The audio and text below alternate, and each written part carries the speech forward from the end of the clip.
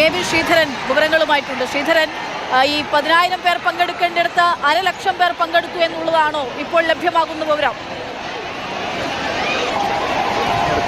ഈ പരിപാടിക്ക് അനുമതി തേടിക്കൊണ്ട് കരൂർ പോലീസിൽ സിവിക്ക് നൽകിയ അനുമതി അപേക്ഷ. പക്ഷെ അതിൽ കൂടുതൽ ആളുകൾ എത്തി. ഏതാണ്ട് ഇപ്പോൾ ഒരു അനൌദ്യോഗിക കണക്ക് പ്രകാരം 50,000-ഓളം ആളുകൾ ഈ പരിപാടിയിലേക്ക് ഒഴുകിയെത്തി എന്നാണ് മനസ്സിലാക്കുന്നത്. പക്ഷേ നമുക്ക് ദൃശ്യങ്ങൾ കണ്ടാൽ ഒരുപക്ഷെ അവിടെ എത്തിയ ആളുകളുടെ എണ്ണം അതിലധികം ആവാനുള്ള ഒരു സാധ്യത തന്നെയാണ് നിലനിൽക്കുന്നത്. ഇതാണ് ഈ ക്രമീകരണങ്ങൾ പാളാനുള്ള ഒരു പ്രധാന കാരണം.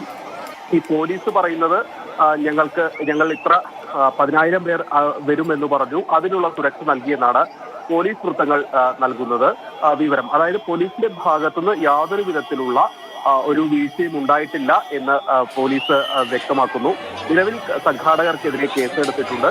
അതുപോലെ തന്നെ വിജയ്ക്കെതിരെയും കേസെടുക്കാനുള്ള നീക്കം അണിയറയിൽ നടക്കുന്നുണ്ട് എന്നാണ് മനസ്സിലാക്കുന്നത്. അതൊരു പക്ഷേ രാഷ്ട്രീയപരമായിട്ടുള്ള ഒരു തീരുമാനം കൂടിയാവാനുള്ള സാധ്യതയുണ്ട്. ഒരുപക്ഷെ വിജയ്ക്കെതിരെ കേസെടുത്താൽ അത് വിജയ്ക്ക് അനുകൂലമായിട്ടുള്ള ഒരു വികാരമാകാനുള്ള സാധ്യതയുണ്ട്. അക്കാര്യത്തിൽ ഒന്ന് ഇടപെടുകയാണ്. ആശുപത്രിയിൽ നിന്നുള്ള ഏറ്റവും പുതിയ ദൃശ്യങ്ങളാണ് നമ്മളിപ്പോൾ കാണുന്നത്. മന്ത്രിമാരുൾപ്പെടെ അങ്ങോട്ടേക്ക് എത്തുകയും ചെയ്തിട്ടുണ്ട്. ആശുപത്രിക്ക് അകത്തു നിന്നുള്ള ദൃശ്യമാണ് നമ്മൾ കണ്ടുകൊണ്ടിരിക്കുന്നത്. അതിന്റെ കാര്യങ്ങളൊക്കെ ഏകോപിപ്പിക്കുകയാണ്.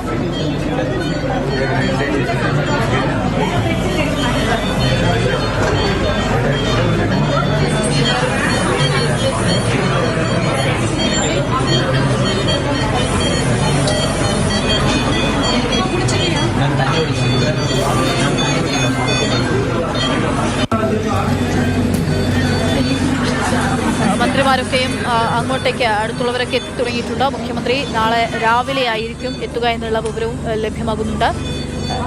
എന്തായാലും ഇതുവരെ സമീപകാലത്തൊന്നും കാണാത്തത്ര ആഴമുള്ള വ്യാപ്തിയുള്ള ഒരു ദുരന്തമാണിപ്പോൾ തമിഴകത്ത് സംഭവിച്ചിരിക്കുന്നത്.